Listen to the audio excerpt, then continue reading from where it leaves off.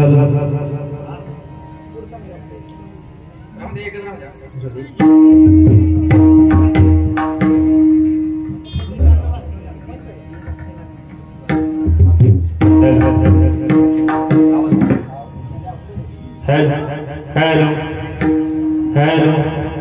Normal hello hello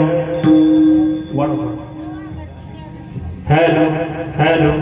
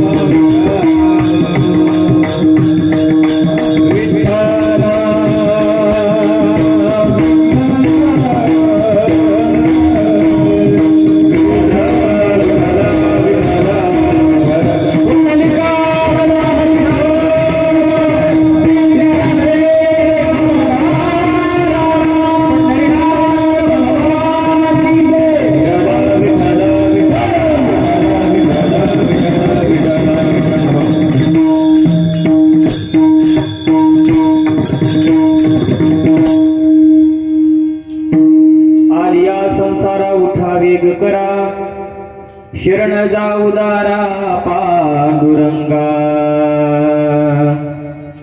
देह हे काळाचे धन कुबेराचे, तेथे मनुष्याचे काय आहे। देता देवविता नेता नेवविता, तेथे याची सत्ता काय आहे। देह हे काळाचे धन कुबेराचे, तेथे मनुष्याचे काय आहे। निमित्याचा धनी केलासे प्राणी, तुका म्हणे म्हणून व्यर्थ गेला। देह हे काळाचे धन कुबेराचे, तेथे मनुष्याचे काय आहे। विठ्ठल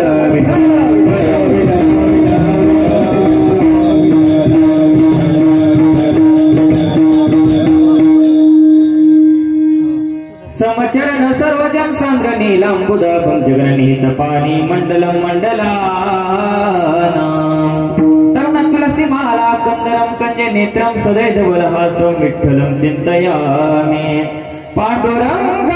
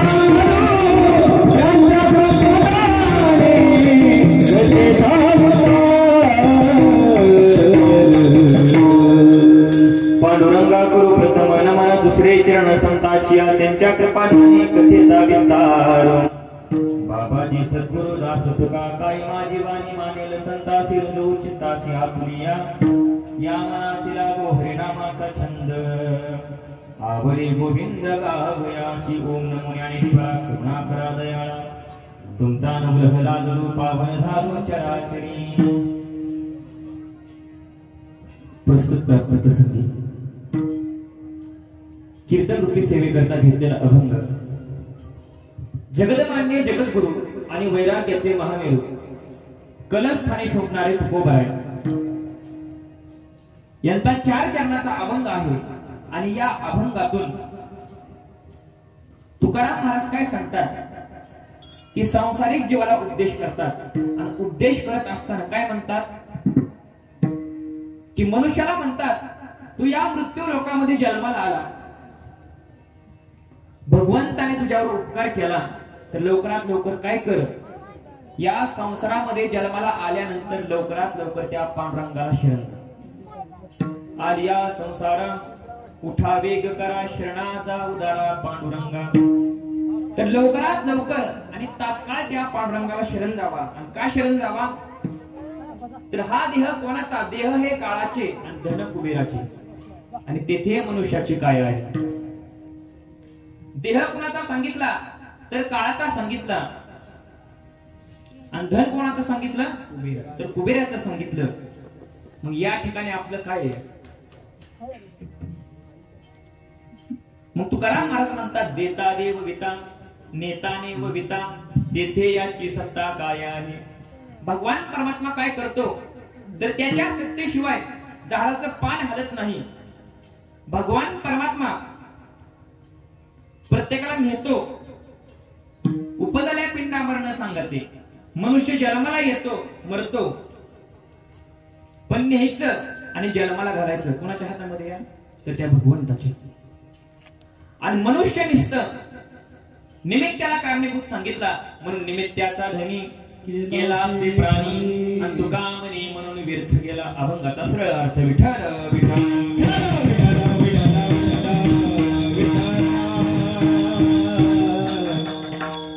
तर वक्त्याचं 2 मिनिटं कर्तव्य असतं परिहार द्यायचा असतो प्रत्येकाला माहित आहे बघा तर सारजाबाई जाठार यांचं वर्ष श्राद्ध आहे आणि आपल्यातून जाऊन त्यांना 1 वर्ष झालं आणि 1 वर्ष पूर्ण झाल्यानंतर हिंदू धर्मामध्ये अनेक सोहळे सांगितले आणि 16 प्रकारचे संस्कार सांगितले हे सांगितले असताना पहिला सांगितला जन्माचा सोहळा आणि शेवटचा सांगितला मरणाचा सोहळा मग त्यांना जाऊन 1 वर्ष झालंय तर त्या निमित्त तर आमचे जवळचे मित्र अमोलजी जाधव यांनी फोन केला आणि सांगितलं महाराज आमच्या बहिणीच्या इथं कीर्तन करायचंय तुम्हाला त्यांना म्हणत चालतंय मग त्यांच्यामुळे हा योग आला. ते काय म्हणले, सर्व टाळकरी ही तुम्ही घेऊन यायचं म्हटले. कारण आता कीर्तन करणं सोपं राहिलं नाही. लोक काय म्हणतात, सगळं काय करा. कोण म्हणलं उक्त घ्या म्हटले. सर्वच तुम्ही घ्यायचं, टाळकरी तुम्ही, पकवाजे तुम्ही, सर्व तुम्ही. एक जण म्हणला बामण पण तुम्ही जाणा म्हणला. मग ती बामण काका आणलं, 10व्याचं कीर्तन होतं. आणि कीर्तनात काय झालं, कीर्तन सुरू व्हायला काका आलं. काका म्हणलं महाराज तुम्ही कार्यक्रम मुक्ता घेतला ना. म्हणलं घेतलाय की. मग लवकरात लवकर चला म्हणला. टाकाला कुणाचं करायचंय म्हणलं. आता म्हणलं उक्त मीच घेतलंय, मला कर माझं. म्हणलं काय करतो. मग कसं झालंय, तर सर्व टाळकरी तुम्ही आणा त्यांनी सांगितलं. मग त्यामुळं काय झालं, तर तुम्हाला मायबापांचं दर्शन झालं. म्हणून सर्वांचा आभार मानतो आणि काय करतो, तर कीर्तनाला सुरुवात करतो. विठ्ठल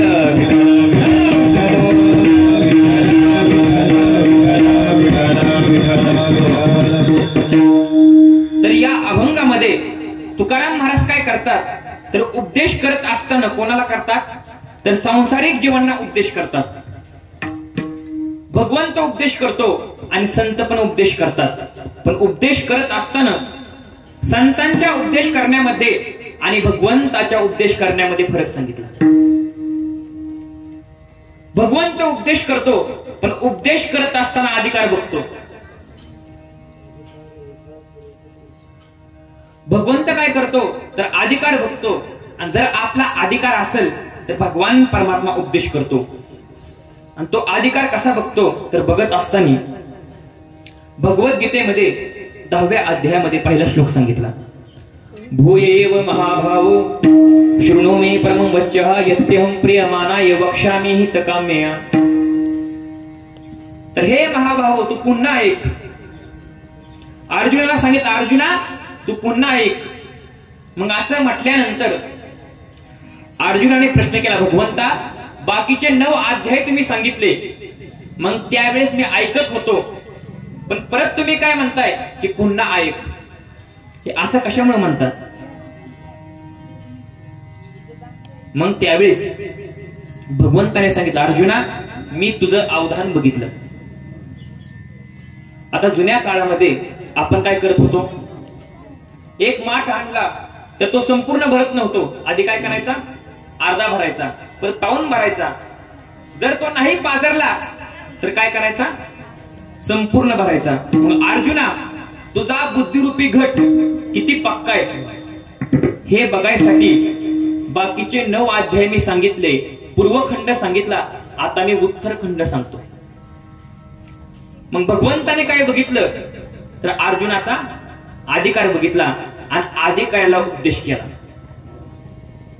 मग संतांचा विचार केला तर संत काय करतात, कोणाचा अधिकार किती मोठा ते बघत नाहीत. त्यांना काय वाटतं की या मृत्यू लोकामध्ये मनुष्य जन्माला आला आणि त्याच्या पाठीमागे अनेक संकटे लागली आणि हे जग अंधकाराच्या मार्गाने जाते. म्हणून त्यांना काय होतं, तर त्यांच्या डोळ्याला ते बघवत नाही. बुडते हे जन देख डोळा, बुडते हे जन देख डोळा.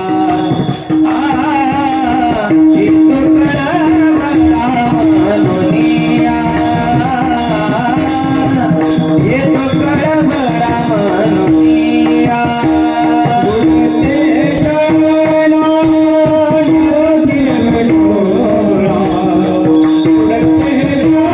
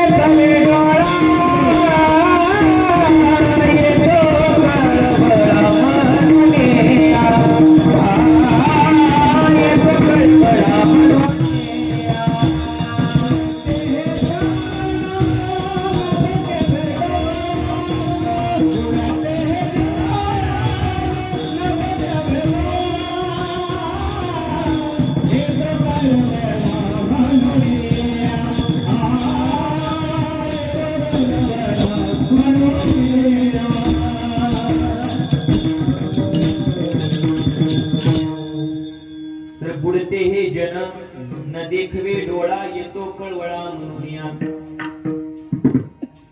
तर संतांना वाईट वाटतं की हे जग अंधकाराच्या मार्गाने चाललंय. मग ते काय करतात, त्यामुळं अधिकार बघत नाहीत आणि उपदेश करतात. आणि उपदेश करत असताना काय म्हणतात, पांडुरंगाला शरण जावा. मग आता जर विचार केला तर प्रत्येक मनुष्य काय करतो, तर लाभ बघतो. तुका म्हणे बरा लाभ काय येतो विचारा. प्रत्येक जग चालय ते आपल्या हिताचा विचार करत. पण आपण जर विचार केला थोडासा, तर संत काय म्हणतात, तुमच्या पाठीमागे जन्म मरणाचं संकट लागलंय आणि प्रत्येकाला एक ना एक दिवस जायचंय. जर तुम्ही परमार्थ नाही केला तर परिणाम काय होईल, तर मारिती जोडीती तोडीती निष्ठुर यमाचे किंकर भूषण. यमधर्म काय करतो, मारतो झोडतो तोडतो. आधी मारतात, परत काय करतात, जोडतात. आता मारणं कसं असतं, एक चापड मारणं. पण जोडायचं कसं माहितीये का, जुन्या काळामध्ये मशीन वगैरे काय नव्हती. मग काय करायची, पोत्यामध्ये मका घ्यायची, परत काय करायची, जोडायची, परत काय करायचं, तोडायचं. यमधर्म काय करतो, एवढ्या यातना करतो. मग आपण काय केलं पाहिजे, तर लवकरात लवकर पांडुरंगाला शरण गेलं पाहिजे. आणि प्रत्येकाच्या पाठीमागे संकट लागलंय. अनेक संकट सांगितली, पण त्यातील मुख्य संकट कोणतं सांगितलं, तर जन्म मरणाचं. थोडं लक्ष देऊन ऐका. आणि मी प्रत्येक कीर्तनामध्ये सांगतो, जन्म मरणाचं संकट कधी कोणाला चुकवता आलं का, नाही. एक नंबरची यादी सांगितली, 1,60,00,000 देखा, 30,10,00,000 लेखा, 709 मास मापा तया हिरण्यकशिपा काय झाले. तर 1,60,00,000 30,10,000 वर्षे आणि 700 वर्ष आणि 9 महिने एवढं आयुष्य कोणाला होतं, हिरण्यकशिपूला. किती, 1,60,00,000 देखा, 30,10,000 लेखा आणि 709 मास मापा तया हिरण्यकशिपा काय झाले. तरी त्याला जन्म मरणाचं संकट चुकवता आलं नाही. तो म्हटला होता, शस्त्राने मरण नको, अस्त्राने नको, वर नको, खाली नको, दिवसा नको, रात्री नको, आत नको, बाहेर नको. पण काय झालं, तर त्याला एक ना एक दिवस जावं लागलं. मग तुमची आमची काय गत सांगितली. त्याच्या पुढची यादी सांगितली, 99,000 वर्ष आयुष्य दशरथ राजाला होतं, त्याला जन्म मरणाचं संकट चुकवता आलं नाही, मरावं लागलं. आणि त्याच्या पुढची यादी सांगितली, 14 चौकड्या अलंका नाता. तर 14 चौकड्या आयुष्य रावणाला होतं. बरं मला सांगा, रावण चांगला होता का वाईट होता. बरं आज संध्याकाळी काय होणार आहे, प्रत्येक जण काय करणार, दसरा आहे मग काय करणार, रावणाला जळायचं. पण रावण कसा होता, बोलत चला, कसा होता, अधिकारी होता. हिंदी ओळखलं बघा. आता तुम्ही सांगा कसा होता महिला मंडळ, बोला. रावण कसा होता, अधिकारी होता. 4 वेद 6 शास्त्र 18 पुराण रावणाची पाठ होती. आणि ब्रह्मदेवाचा नातू होता. एक वेद कशाला म्हणायचं, तर एक वेद दुसऱ्या गावाला न्यायचं म्हटलं तर बैलगाडी लागते. अशी 4 वेद रावणाची पाठ होती. आणि महादेवाचा एकनिष्ठ भक्त होता. आणि रावणासारखा श्रीमंत या पृथ्वी तलावर जन्माला आला नाही. कोटी घरे येते काश आणि तांब्याची आणि शुद्ध कांचनांची सप्तकोटी. रावणाच्या लंकेमध्ये 1 कोटी घरं कशाची होती, काशाची आणि तांब्याची. आणि शुद्ध कांचनांची किती होती, 7 कोटी घरं शुद्ध सोन्याची होती, 24 कॅरेट. आपल्यासारखं नव्हतं 1 ग्रॅम आणि जीवाला आराम, तसलं काय नव्हतं बघा. एवढा अधिकारी रावण होता. तरी आपण काय करतो, रावणाचं माप काढतो. रावण वाईट नव्हता. काय काय माणसं रावणाचं नाव पण ठेवत नाहीत. रावण एवढा वाईट नव्हता बघा. रावण नाव ठेवत जावा. कारण कशामुळे सांगितलं, तर देवांचा देव महादेव, महादेवाला नाचवायची ताकद कोणाकडे होती, रावणाकडे होती. रावण काय करायचा, महादेवाचा एकनिष्ठ कमळ होता, एकनिष्ठ भक्त होता आणि एकनिष्ठ भक्त असताना दररोज 1000 कमळ महादेवाला व्हायचा. एक कमळ कमी पडलं, स्वतःच काय केलं, शिर कमळ अर्पण केलं. असा रावण होता. आणि रावण काय करायचा, शिवतांडव स्तोत्र म्हणायचा आणि ते म्हटलं की महादेव काय करायचे तर नाचायचे. आणि ते कसं होतं तर एवढं अवघड सांगितलं, मनुष्य विचार करू शकत नाही बघा. एका दमामध्ये 72 अक्षर गावी लागतात. रावण कसं गायचा तर जटाटवी गलंजल प्रवाहामि तस्थले तले बलंबलंबितं भुजंगमंगमालिकं गमंगमंगमंगमन्निनाद वट्टमन्वय चकार चंद्रदाण्डवक्तनोतु नः शिव शिव आकाशसंभ्रमभ्रमन्निं परिर्झरी विलोलवीजवल्लरी विराजमानमोदकस्तमभ्रगस्वलौतराकपट्टभावते किशोरचन्द्रशेखरे रति प्रतीक्षणम्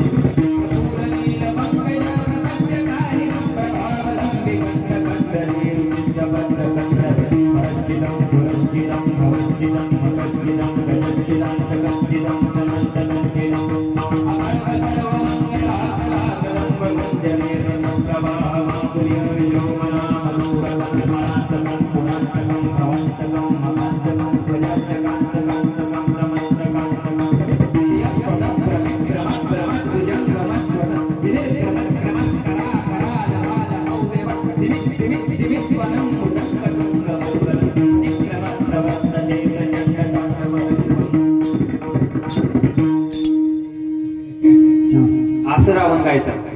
आणि असं रावणाने गायलं की महादेव नाचायचे. हे एवढं अवघड आहे. रावणाने सहज तयार केलं होतं, कसं एखाद्याला हाक मारल्यासारखं तयार केलं होतं. एवढा विद्वान होता. हे फक्त कुणी गायचं, मी कोण आहे मग, मी काय रावण नाही बघा. फक्त रावणाने गायचं. विषय का सांगितला, त्या रावणाला आयुष्य किती होतं, 14 चौकड्या आयुष्यावर लक्ष देऊन ऐका. थोडं कीर्तन जड जाईल पण लक्ष देऊन ऐका. चौकडी कशाला म्हणायचं तर 4 युग सांगितली, कलियुग, सत्ययुग, द्वापारयुग आणि त्रेतायुग. त्यातील कलियुगाचं आयुष्य सांगितलं 4,32,000 वर्ष, द्वापारयुगाचं सांगितलं 8,64,000 वर्ष आणि त्रेतायुगाचं सांगितलं 12,96,000 वर्ष आणि सत्ययुगाचं आयुष्य सांगितलं 17,28,000 वर्ष.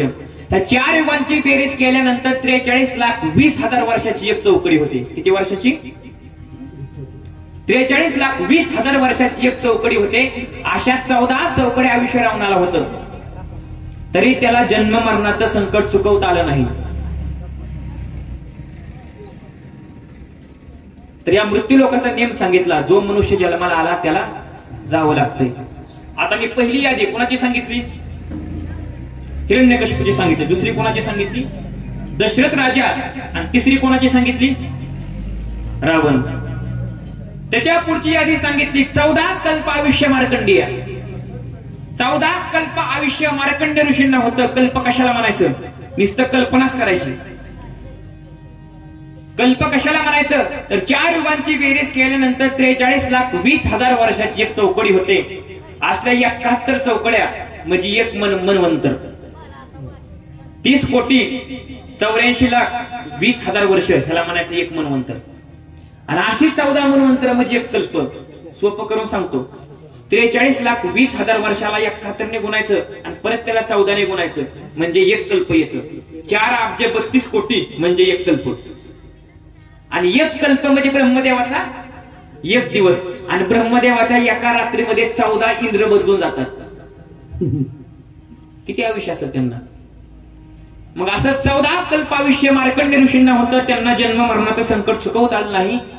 त्याच्या पुढची यादी सांगितली, 14 कल्प आयुष्य मार्कंडेया पडे पै लोम हर्षणाचा एक रोम झडे.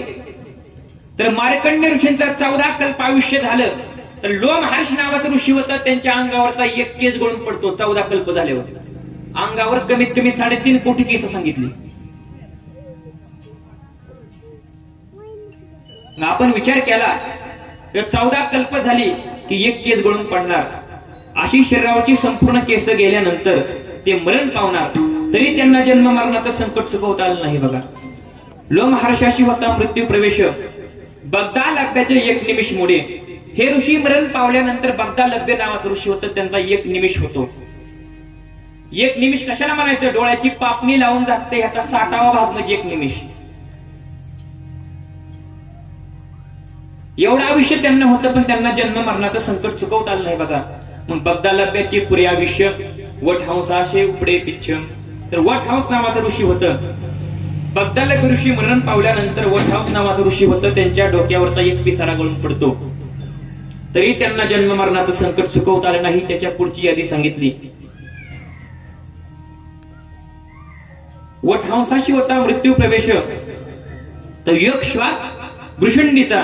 तर भृशंडी नावाचं ऋषी होतं, त्यांचा काय होतो? एक श्वास होतो. आणि श्वास घ्यायला आणि श्वास सोडायला किती वेळ लागतो? तेवढाच वेळ लागतो. असा आयुष्य त्यांना 100 वर्ष होतं. तरी त्यांना जन्म मरणाचं संकट चुकवता आलं नाही. त्याच्या पुढची यादी सांगितली. मरणात परे भृशंडीचा, तो एक दिवस कुर्माचा. हे ऋषी मरण पावल्यानंतर कुर्म नावाचं ऋषी होतं, त्यांचा एक दिवस होतो. मग एवढ्या लोकांच्या नामदेव महाराजांनी याद्या सांगितल्या, कुणालाही जन्म मरणाचं संकट चुकवता आलं का? आता मी सांगितलं हे काय करायचं? रेकॉर्डिंग करायचं आणि कमीत कमी 4 महिने ऐकायचं. किती? 4 महिने. हा, करेक्ट हिशोब लागतो बघा. मग त्याच्या पुढची यादी सांगितली. ब्रह्मदेवाचं आयुष्य किती सांगितलं? ब्रह्मदेवाचं आयुष्य सांगितलं 2 परार्ध. तरी त्यांना जन्म मरणाचं संकट चुकवता आलं नाही बघा. परार्ध कशाला म्हणायचं? तर एकावर 18 शून्य म्हणजे 1 परार्ध. मग आपण मोजायचं बघा. एकक, दशक, शतक, हजार, 10,000, लक्ष, 10 लक्ष, कोटी, 10 कोटी, अब्ज, 10 अब्ज, खर्व, निखर्व, पद्म, महापद्म, शंकू, जलधी आणि परार्ध.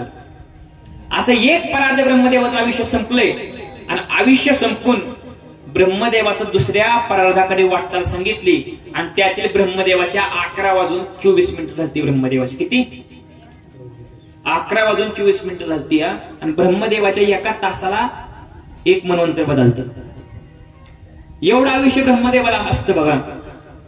मग ब्रह्मदेवाचं आयुष्य संपल्यानंतर विष्णूचा 1 निमिष होतो. आणि विष्णूची 100 वर्ष संपल्यानंतर महादेवाचा 1 दिवस होतो.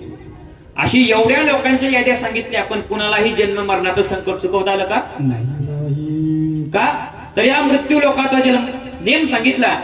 जो मनुष्य या मृत्यू लोकामध्ये जन्माला आला त्याला एक ना एक दिवस जावं लागतं. जन्माले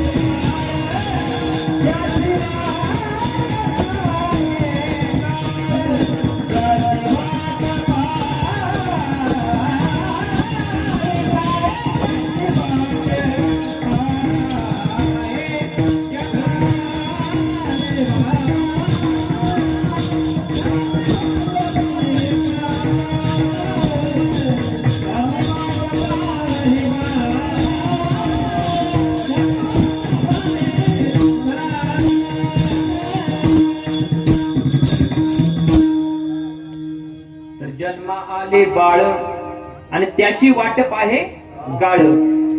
तर एखादा मनुष्य जन्माला आला, लहान बाळ जन्माला आलं, ज्या अर्थी जन्माला आलं त्या आरतीची वाट कोण बघतो तर घडी घडी काळ वाट याची पाहे आणि अजून किती आहे अवकाश. म्हणून या मृत्यू लोकांचा नियम सांगितला, प्रत्येकाला एक ना एक दिवस जायचंय. मग एक ना एक दिवस जायचंय म्हणून काय करायचं तर आपला तो एक देव करुणी घ्यावा नेहमी जीवास. तर आपलासा भगवान परमात्मा करून घ्यायचा. जर देव आपलासा करून घेतला तर सुखाची प्राप्ती होते आणि तुमच्या पाठीमागे लागलेले जन्म मरणाचे संकट चुकतं. पण कुठला देव करून घ्यायचा तर आपला तो म्हणजे कुठला तर देवाचं नाव सांगितलंय का, फक्त काय सांगितलंय आपला तो म्हणजे नाम वापरलं नाही. काय वापरलंय तो म्हणजे सर्वनाम वापरलंय. मग तो म्हणजे कोणता. थोडा व्याकरणाचा विचार केला तर तो कशाला म्हणायचं, प्रत्येक वस्तूच्या नावाला नाम म्हणतात. पण जे नामाऐवजी शब्द वापरला जातो त्याला म्हणायचं सर्वनाम. पण आपला तो देव करून घ्या, देवाचं नाव सांगितलं नाही. मग तो म्हणजे कोणता तर 4 वेद 6 शास्त्र 18 पुराण त्यांना विचारायचं आम्ही कोणता देव करून घ्यायचा. मग 4 वेदामध्ये सांगितलं, पहिला वेद सांगितला ऋग्वेद. तर त्या ब्रह्माची व्याख्या करत असताना ऋग्वेदामध्ये सांगितली प्रज्ञानाम ब्रह्म, म्हणजे ज्ञान हेच ब्रह्म सांगितलं. पण प्रत्येक मनुष्य ज्ञानी असू शकत नाही, ती व्याख्या कमी पडली. सामवेदाने व्याख्या केली. ब्रह्माची व्याख्या करत असताना आम्ही कोणता देव करायचा त्यावेळेस त्यांनी काय केलं तर तत्वमसी ब्रह्म. तत् म्हणजे काय तर ते आणि तो म्हणजे काय तर तू. ते बी ब्रह्म आणि तू बी ब्रह्म. पण देवाचं नाव सांगितलं का नाही, फक्त काय सांगितलं ते ब्रह्म. मग ते पण ब्रह्म आहे, मी पण ब्रह्म आहे, माझ्यामधील नक्की काय ब्रह्म आहे याचा विचार करत असताना यजुर्वेदाने सांगितलं अयम आत्मा ब्रह्म, माझा आत्मा ब्रह्म आहे.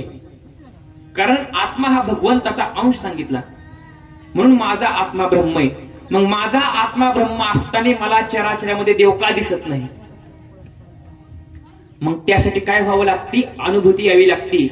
ती शेवटच्या वेदाने सांगितलं. कोणत्या वेदाने तर अथर्व वेदाने सांगितलं तर अहम ब्रह्मास्मी, म्हणजे मी ब्रह्म आहे. अशी ज्यावेळेस तुम्हाला अनुभूती येईल त्यावेळेस तुम्हाला भगवंताचं दर्शन झालं. आता UPSC MPSC ला हे प्रश्न असतात बघा. ऋग्वेदामध्ये 4 महावाक्य आणि याचा अर्थ स्पष्ट करा. मग तरी 4 वेदांना सांगता आलं नाही बघा.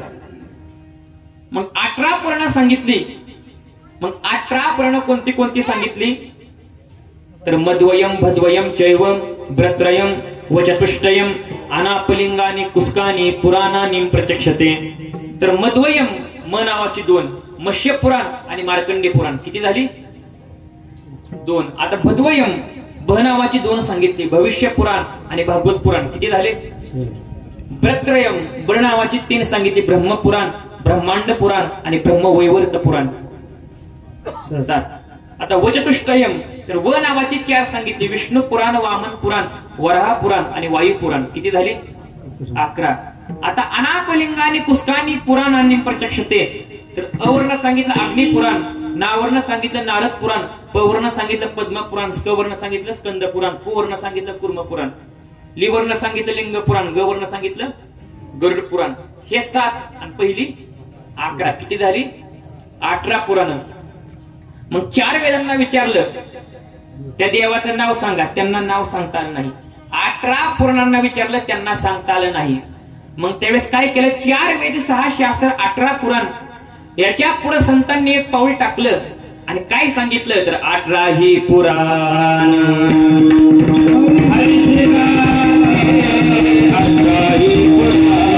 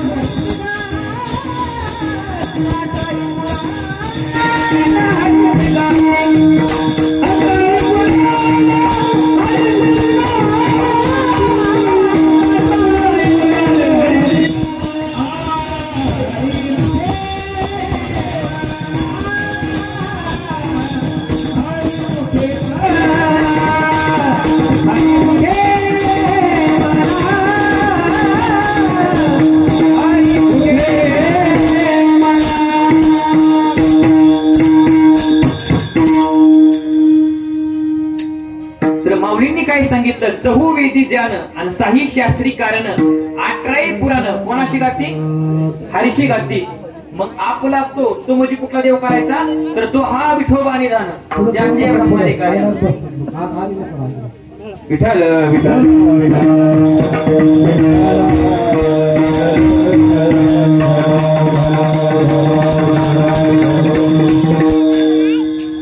तो देव कोणता सांगितला, नेनो ब्रह्म मार्ग चुकले आणि उघडे पंढरपुराशी आले भक्त कुंडलिके देखील आणि उभे केले विठेवर.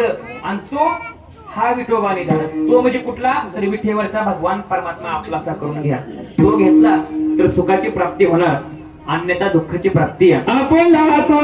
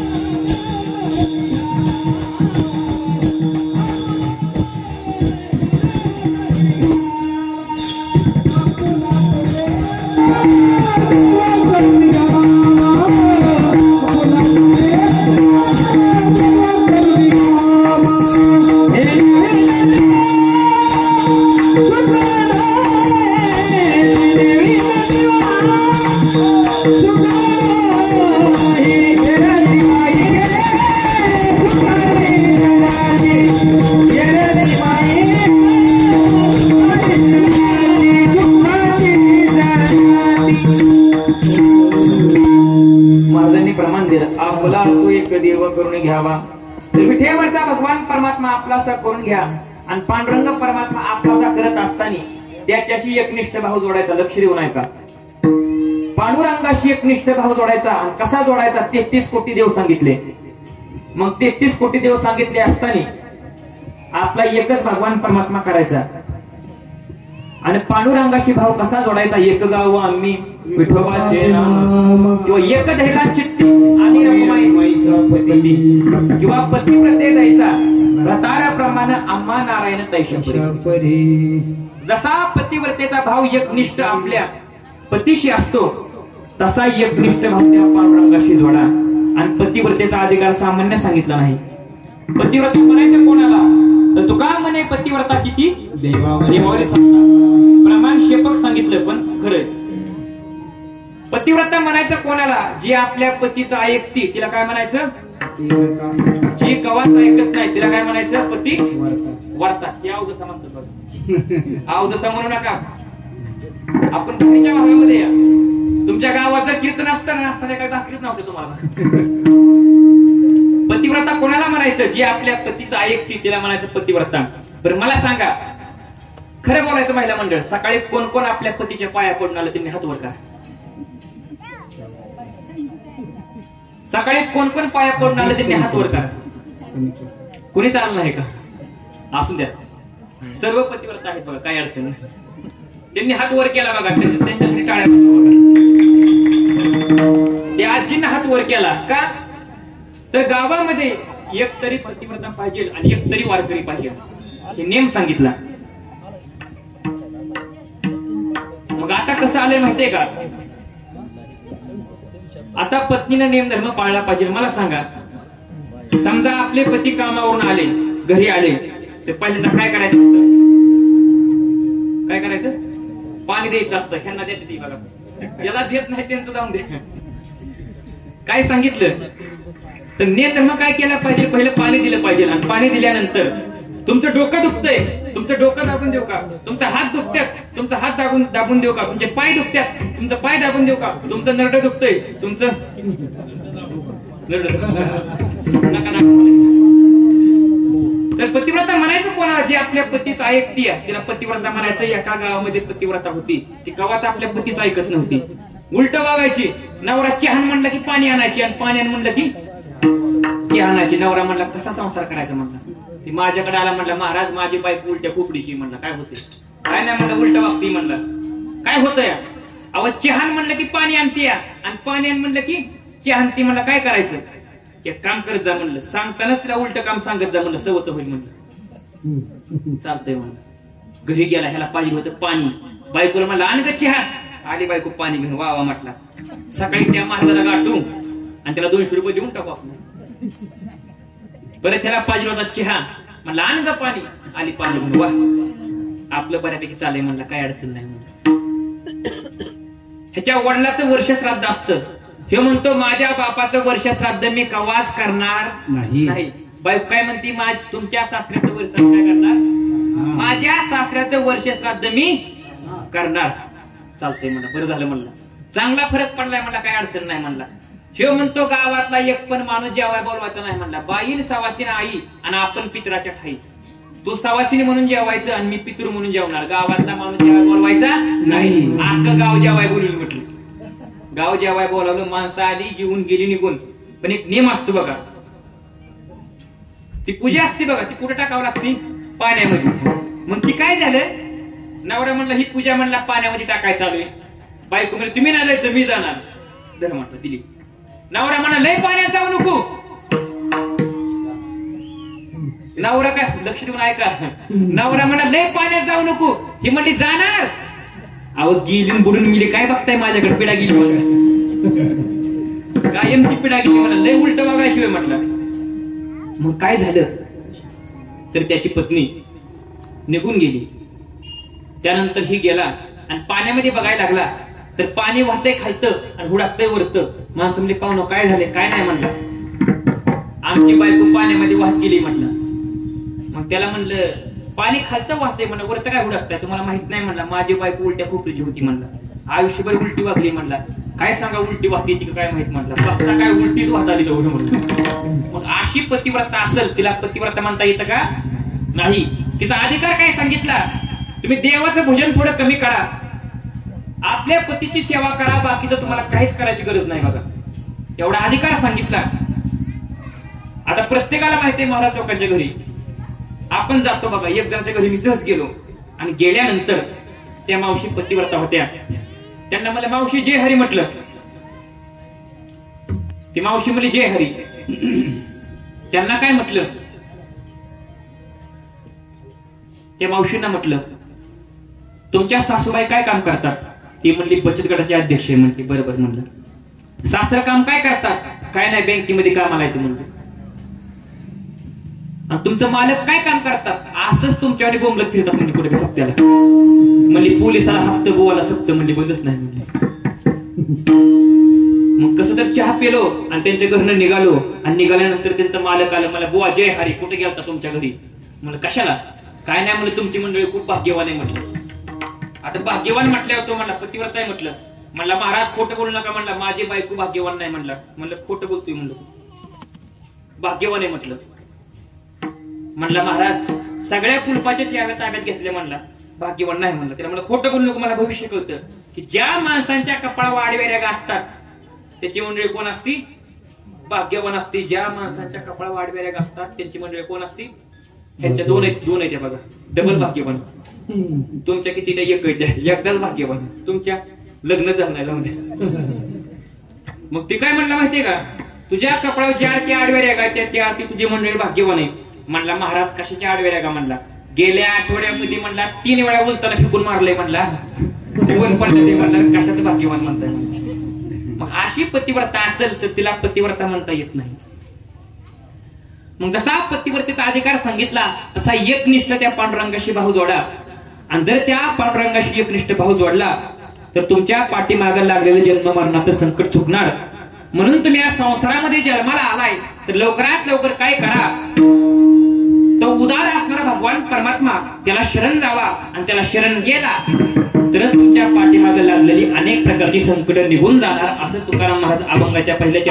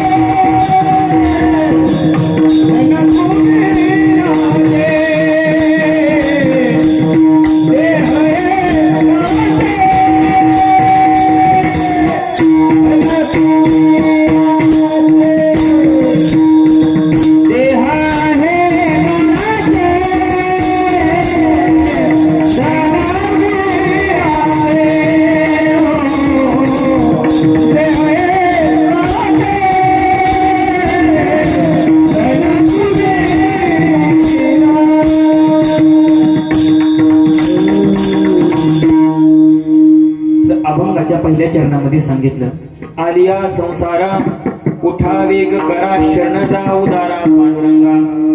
तर त्या पांडुरंगाला शरण जावा. तो पांडुरंग परमात्मा कसा सांगितला? उदार चक्रवर्ती.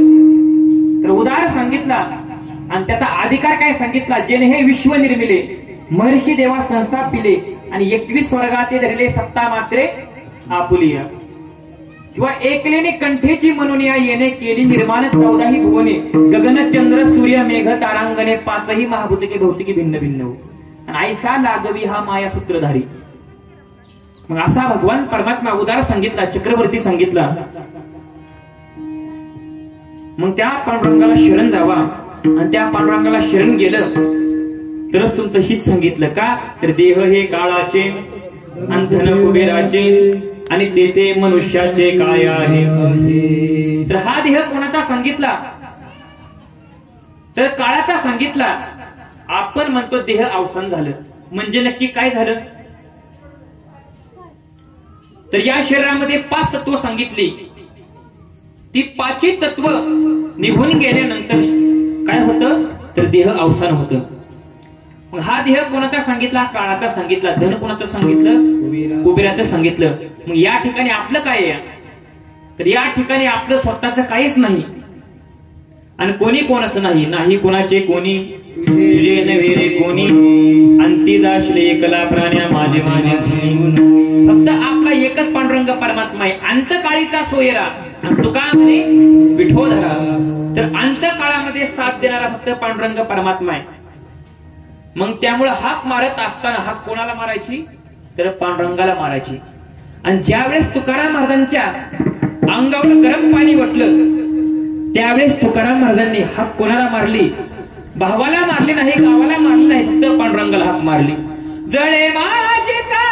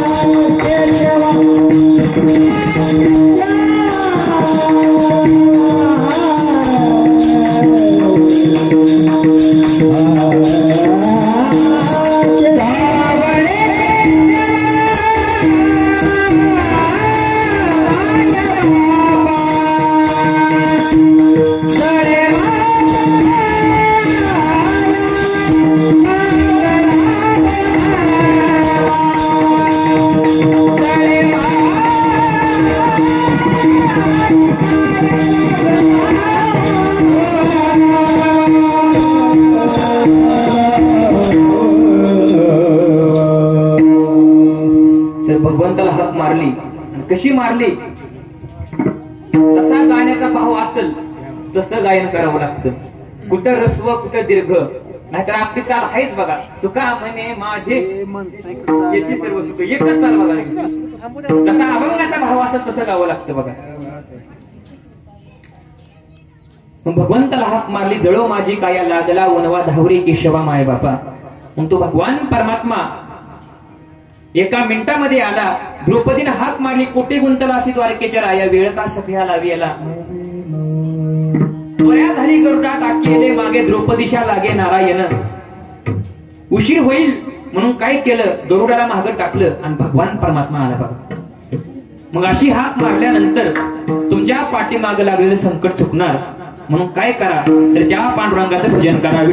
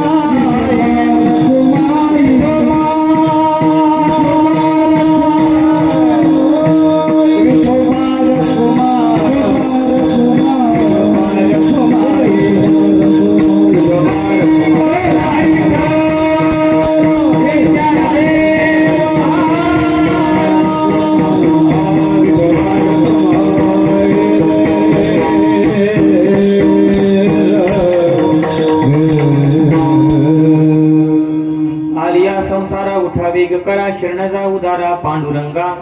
देह हे काळाचे धन कुबेराचे, देते मनुष्याचे काय आहे. तर ज्या निमित्त कीर्तन सांगितलं ते वर्ष श्राद्ध आहे आणि ते एका आईच आहे बघा.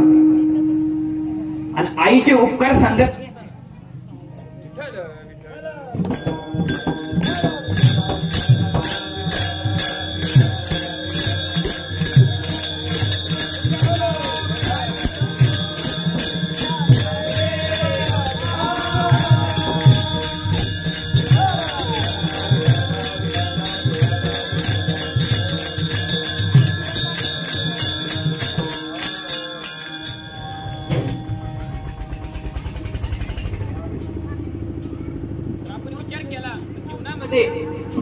आपल्यावर प्रत्येकाचे उपकार असतात.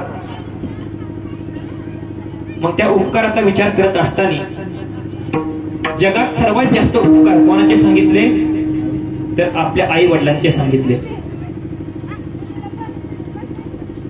मग आपल्याला आई वडिलांची किंमत केव्हा कळते, जेव्हा आपले आई वडील निघून जातात त्यावेळेस कळते बघा. कारण आईचा विचार केला तर आई एवढं कष्ट करते, एवढं कष्ट करते.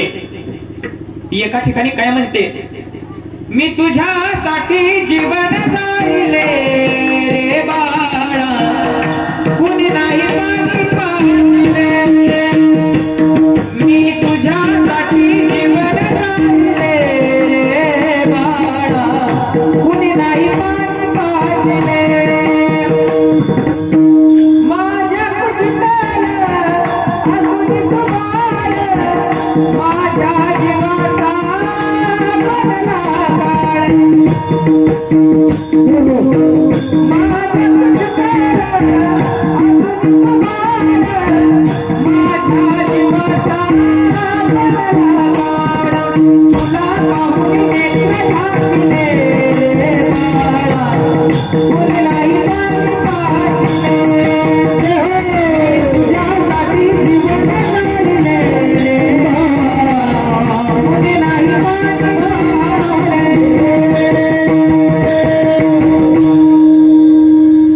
एका ठिकाणी आई म्हणते, मी तुझ्यासाठी एवढं कष्ट केलं आणि एवढं कष्ट केल्यानंतर ती विचार करते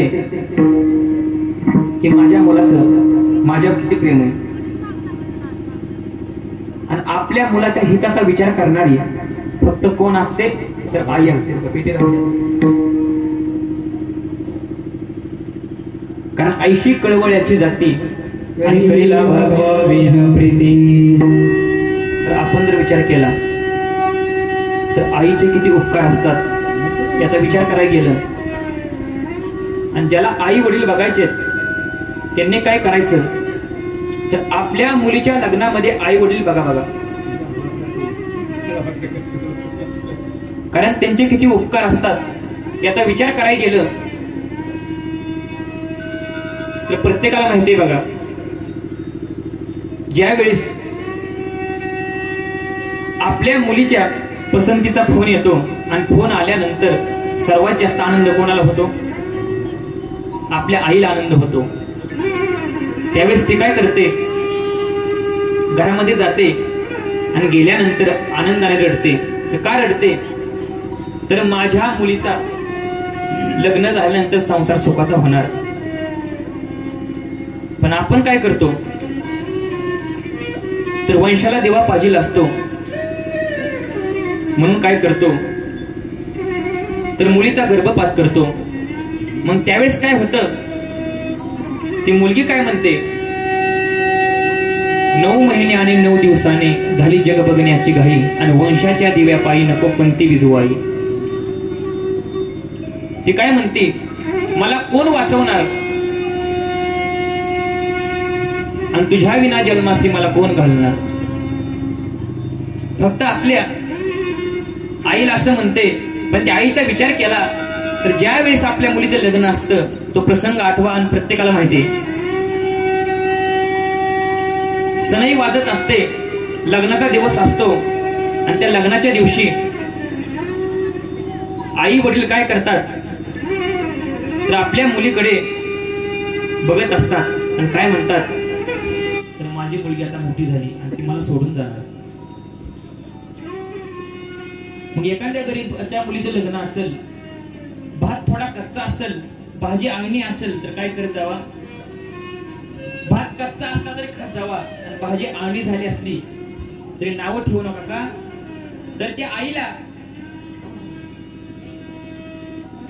आयुष्यभर 21 वर्ष कष्ट करावं लागलं. त्यावेळेस काय झालं? 1 वेळचं जेवण मिळलं बघा लग्नामध्ये. मग मुलगी येते, बापापाशी जाते, आणि बापापाशी गेल्यानंतर ज्यावेळेस मुलगी आपल्या बापाच्या डोक्यावरून हात फिरवते, आणि फिरवल्यानंतर बाप काय करतो? दगडाच्या काळजाचा माणूस असून त्या ढसाढसा रडला पाहिजे. का रडला पाहिजे? माणसं काय म्हणतात एरवी रडल्यानंतर? अरे हातामध्ये बांगड्याभर बांगड्या, मर्दासारखा मर्द आणि तू रडतोय. पण ज्यावेळेस आपली मुलगी माहेर सोडून सासरला जाते त्यावेळेस दगडाचं काळीज असून त्या बाप रडला पाहिजे. आणि एकदा डोक्यावरून हात फिरवला, बापाला कळतं ज्या ती आपल्या मुलीने आपल्या डोक्यावरून हात फिरवला त्यानंतर मी मेल्यानंतर परत कोणी हात फिरवत नाही. तो शेवटचा हात असतो म्हणून बाप काय करतो? ढसाढसा रडतो. मुलगी आई पशी जाते, आणि त्यानंतर आईचं मुलीवर एवढं प्रेम असतं याचा विचार करायला गेलं तर मुलगी म्हणते, आई तुम्ही माझ्यासाठी खूप कष्ट केलंय, मी तुम्हाला सोडून कुठेही जाणार नाही. त्यावेळेस आई काय म्हणते? रडते आणि सांगते, बाळा तुला हा संसार करावा लागेल, तुला जावंच लागेल. ज्या दिवशी मुलगी निघून जाते, सासरला जाते, त्यावेळेस आई काय म्हणते? माझं घर मला मशानभूमी सारखं वाटतंय. आई जेवण करायला जाते, आणि जेवण करत असताना घास मोडून घेते. घास मोडून घेतला, अचानक उठून जाते, आणि पती म्हणले, अगं काय झालं? काय नाही म्हटली, भाजी थोडी आंगणी झाली नव्हती. आई निघून जाते, कपड्यामध्ये जाते, आपल्या मुलीची लहानपणाची कपडे बघते, त्याच्यावरून हात फिरवते, आणि काय म्हणते तर या जगामध्ये माझं म्हणणारी फक्त माझी मुलगी होती. मग त्यामुळं जीवनामध्ये वागताना कसं वागलं पाहिजे तर आपल्या आई वडिलांची मान कधी शर्मेने खाली झुकली नाही पाहिजे, असं वागलं पाहिजे. आणि तुम्हाला माहेर कुठपर्यंत सांगितलं, आणि या ठिकाणी तुम्ही जावा, दोघं बहीण भाऊ असून द्या, आणि ज्या वेळेस कपड्याच्या दुकानामध्ये गेल्यानंतर मुलगा काय म्हणतो? बाबा मला 1000 रुपयाचा ड्रेस घ्या. बाबा काय म्हणतात? 700 रुपयाचा घे. पण ज्यावेळेस मुलगी जाते 2-3 हजाराच्या पुढचा घे. का म्हणते? मुलगा म्हणतो, बाबा तुम्ही काय करताय? ताईचे लाड करतात. त्यावेळेस बाप काय म्हणतो, बाळा ती एक ना एक दिवस आपल्याला सोडून जाणार आहे, त्यामुळे काय करायचं, त्याचे हट्ट पूर्ण कर्तव्य आहे म्हटलं आपलं. मुलींना माहेर कुठपर्यंत सांगितलं? जोपर्यंत तुमचे माहेरामध्ये आई वडील जिवंत आहेत तोपर्यंत माहेर सांगितलं. ज्या दिवशी तुमचे आई वडील माहेरामधून निघून जातात ते तुम्हाला माहेर वाटत नाही. इथे प्रत्येक जण महिला बसतात, त्यांना विचारलं माहेरामध्ये गेल्यानंतर काय होतं? तर कांदे बटाटे लसणाची चटणी हे काय भरून द्यायच्या वस्तू येते का? पण आई काय करते? पिशवी घेते आणि पिशवीमध्ये काय करते? सर्व प्रकारच्या वस्तू भरते आणि आपल्या मुलीकडे देते. कुठपर्यंत? तर जोपर्यंत तुमचे आई वडील जिवंत आहेत तोपर्यंत तुमची पिशवी भरून येते. पण ज्या दिवशी तुमचे आई वडील निघून जातात परत तुमची पिशवी परत कायम रिकामी राहते का? माहेरला किंमत कुठपर्यंत? जोपर्यंत आई वडील आहेत तोपर्यंत. इथे एखादी म्हातारी आजी असली, ते आजीच्या आजी तुम्ही तुमच्या माहेरला का जात नाही? ती आजी काय म्हणते? आता कुणासाठी जायचं? जे माझे आई वडील होते ते माझे आई वडील ढगाड गेले, आता जायचं कोणासाठी? मग याचा विचार जर केला आपण तर माहेर कुठपर्यंत सांगितलं. माहेर कशाला म्हणायचं आणि सासर कशाला म्हणायचं? सासर म्हणजे सर्वांच्या उशिरा झोपावं लागतं आणि सर्वात लवकर उठावं लागतं, त्याला म्हणायचं सासर. आणि माहेर कशाला म्हणायचं? सर्वात लवकर झोपायचं आणि सर्वांच्या उशिरा उठायचं, त्याला म्हणायचं माहेर. आणि माहेर बदली मुलीची ओढ किती असते याचा विचार करायला गेलं तर मला सांगा, जुन्या काळामध्ये गाड्या नव्हत्या, बैलगाडी होती आणि एखादी मुलगी माहेरला चाली असती, ते कसं ओळखायचं? ज्यावेळेस मुलगी माहेरला जात असते त्यावेळेस तिचं तोंड कुठं असतं? बैलाकडे असतं बघा. जो माणूस गाडी चालवतो त्याच्याकडे असतं. पण महागाई येताना बघितलं तर कुठं असतं? तर माहेरकडे असतं. एवढी माहेरची ओढ असते. म्हणून काय करायचं? तर आपल्या आई वडिलांची सेवा करा. आणि सेवा करत असताना भजन कीर्तन थोडं कमी करा, पण आई वडिलांची सेवा करा. पुंडलिकाने काय केलं तर आपल्या आई वडिलांची सेवा केली. आई वडिलांची सेवा केल्यानंतर परिणाम काय झाला? तर पांडुरंग परमात्म्याला 28 युग झाली विठ्यावर उभा राहावं लागलं. एवढी ताकद आहे आई वडिलांच्या सेवेमध्ये. पण ज्या दिवशी तुमची आई निघून गेली त्या दिवशी काय झालं तर मायेचा सागर आटला गेला बघा. आणि परत तुम्ही किती रडला. आता या कीर्तनाला बरेचसे कीर्तनकार येतील, बरेचसे टाळकर येतील, पकवास वादक येतील, पाहुणे येतील, पण ही आई परत येणार आहे का? मग प्रत्येकाला वाटणार मी एवढं सगळं केलंय. मग ज्यावेळेस आईचं 75 वर्ष वय होतं त्या वर्षी मी माझ्या आईचा अमृत महोत्सव केला असता तर तो दिवस मला बघायला मिळाला असता. पण एवढा खर्च केला, सर्व केलं, पण आज ही आई बघायला नाही बघा. याची उणीव वाटते. म्हणून काय करायचं तर आई वडिलांची सेवा करायची. आणि आता आई वडिलांची सेवा केली तर बाकी तुम्हाला काहीच करायची गरज नाही बघा.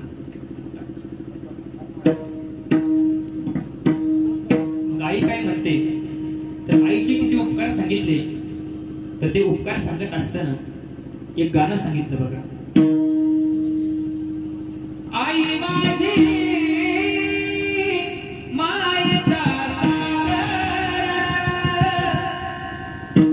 दिला तिने जीवनाकार. आई वडील माझे थोर काय सांगू त्यांचे उपकार.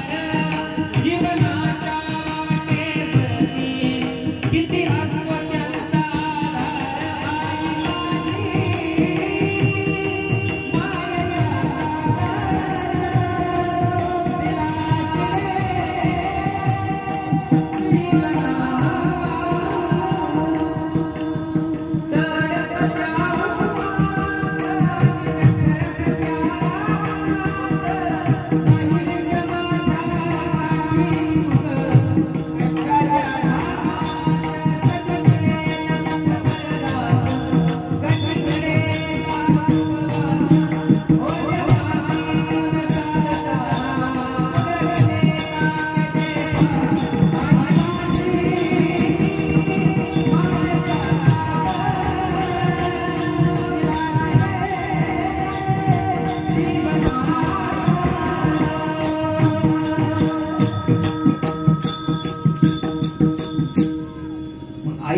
सांगत असताना बापाचे उपकार कमी नसतात, कारण या दोघांचे समान उपकार असतात.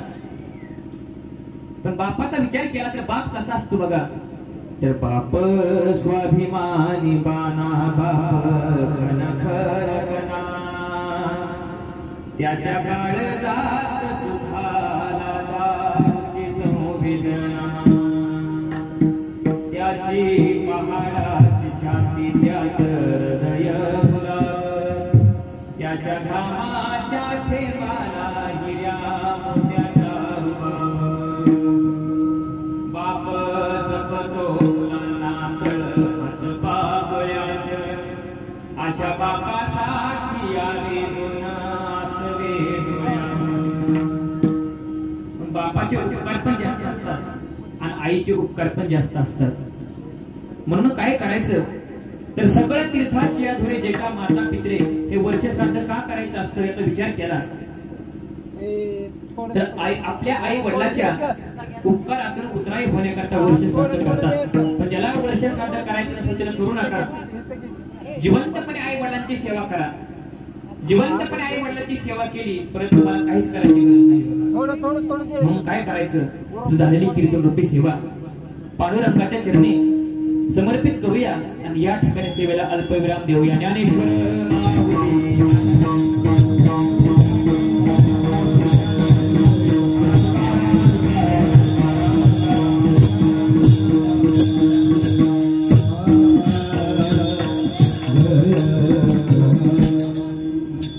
लक्ष द्या, कारवा करू नका. तर एकटा कीर्तनकार कीर्तन करू शकत नाही. त्यासाठी समागम लागतो, टाळकरी लागतात, पक्वाजे लागतात.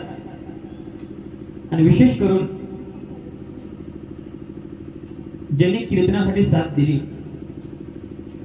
ते भजन सम्राट,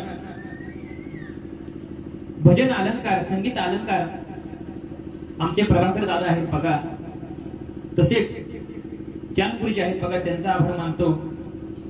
आणि रेड्डी गावचे दिंडी चालक काळकुटे महाराज जे आहेत त्यांचा आभार मानतो. देशमाने महाराज आहेत त्यांचा आभार मानतो. महाराजांचं नाव एकतपुरे महाराज त्यांचा पण आभार मानतो. होळ महाराज त्यांचा पण आभार मानतो. आणि विशेष करून आमचे जे काय कायच्या ओठारू शब्द निघत नाहीत, जे काय कायच्या ओठारू शब्द निघत नाहीत ते संतोष महाराज आणि मारुती महाराज यांच्या बोटावरून शब्द निघतात. एवढा पक्वास त्यांचा कोड आहे बघा. मग त्यांचा पण आभार मानतो. आणि विशेष करून ज्यांनी स्पीकर सिस्टीम लावली त्यांचा पण आभार मानतो. स्पीकर सिस्टीम चांगली सांगितली आणि शेवटपर्यंत काय झालं तर चांगली राहिली बघा. त्यांचा पण आभार मानतो. आणि विशेष करून तुम्हा सर्व माई बापांचा आभार मानतो.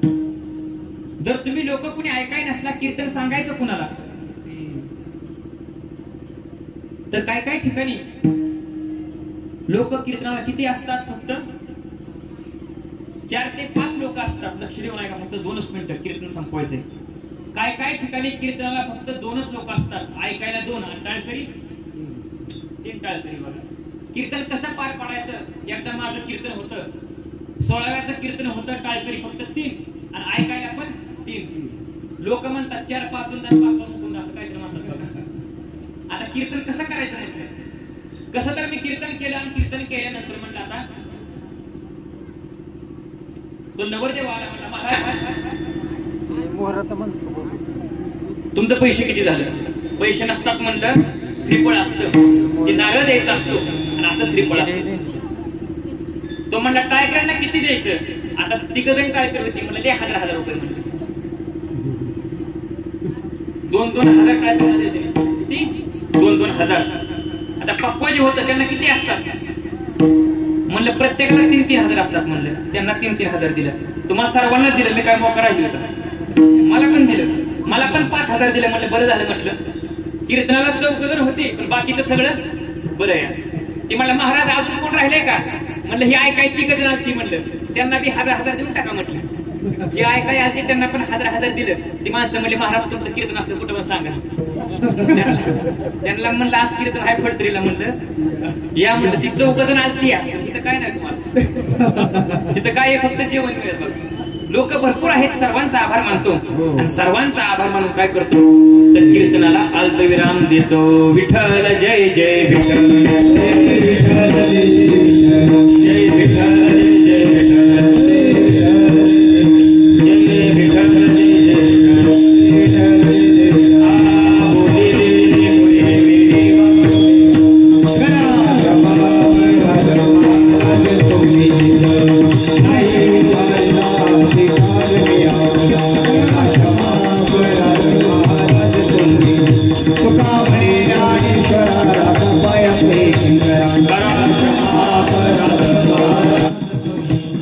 Thank you.